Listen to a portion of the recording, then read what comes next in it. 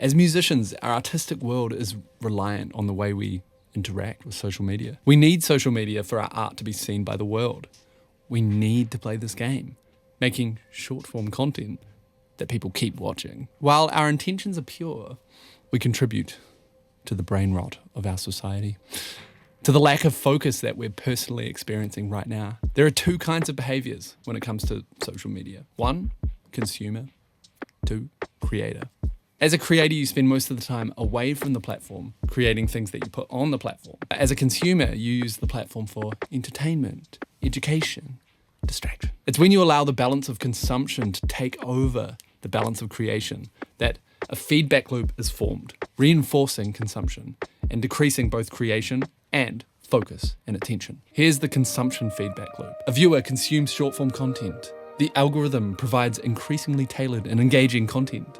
Dopamine reinforces that behavior, increasing screen time, which means you consume short-form content more. This has a crazy effect on our attention span, causing another feedback loop. Short-form content conditions the brain to expect frequent, rapid reward. This reduces tolerance for slow, effortful activity. Fragmented attention makes other tasks less rewarding, leading back to short-form content. These loops make it hard for us to engage in activities that require us to spend abnormal amounts of time doing one thing. We get bored. Our attention span gets zapped.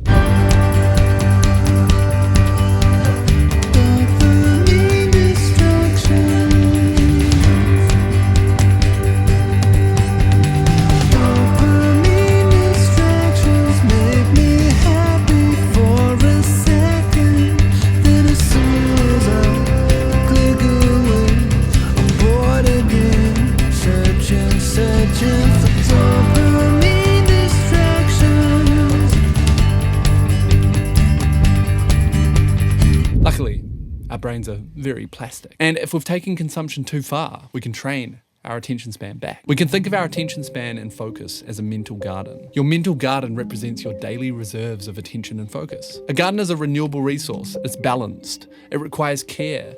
It's customized. Every garden is different. Everyone's capacity for focus is different. We have the autonomy and ability to choose behavior that train our focus and remove behavior that depletes it. So with balance and care, we can create renewable and sustainable focus. So what are the nurturing activities? Well, they help your garden grow. They help your focus and attention span grow. Having the correct watering, netting, and pest control systems makes it easy to maintain your garden. So solidifying habits, practicing your instrument, creating content, reading, meditating, exercise, all make it easier to sustain focus. Alternatively, neglecting your garden makes it harder to grow big, juicy plants. It depletes your focus. Nutrients are redistributed to weeds. Plants die. The garden becomes chaotic and overgrown. Distractions, multitasking, prolonged use of short-form content drain your resources. They scatter your thoughts and make it harder to regain clarity and stay on track. So how do we cultivate more focus by tending to your mental garden? Step 1, plan for growth. Schedule your creative time, protect it from interruptions, and make it sacred. For me, if someone was to ask me if I was doing anything at a certain time, and I was to look at my calendar, and I didn't have anything in a certain block, but I knew that I wanted to do music, I would say, yeah, I can do that, knowing that I'm giving up my sacred music time. Whenever I did that, I felt like I was betraying myself. I wasn't really doing what I wanted to do. And that's because I almost didn't take it seriously enough. I didn't make it sacred. I didn't make it important. So when you start making it important, when you start saying no to other offers because you have music time, then you start to do it and you increase your focus. Weed out the distractions. Identify the biggest weeds in your garden. Is it the endless doom scrolling on TikTok? Yes. Start by removing your phone during intentional creative sessions. This might mean putting your phone in another room for half a day. Then start small. Start by dedicating 15 minutes. Block out 15 minutes for one activity. And if the activity goes longer than that, then that's great. Practice your instrument. Journal.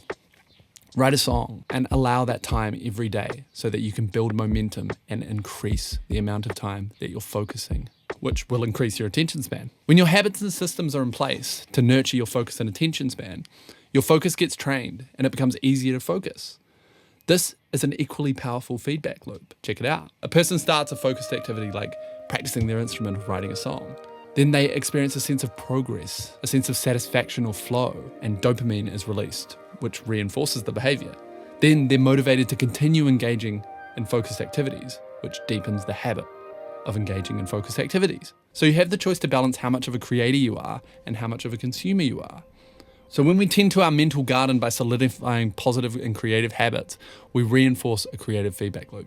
When we neglect or become unintentional in our consumption, we reinforce a consumption feedback loop, which makes our focus wane. So you must, 1, create a plan, 2, remove your phone, 3, start with one activity daily. Remember, everyone is trying to grab your attention, including me right now. You're in control of who you give it to, so stay focused. Thanks for watching Reframe. I'm Rob. Bye.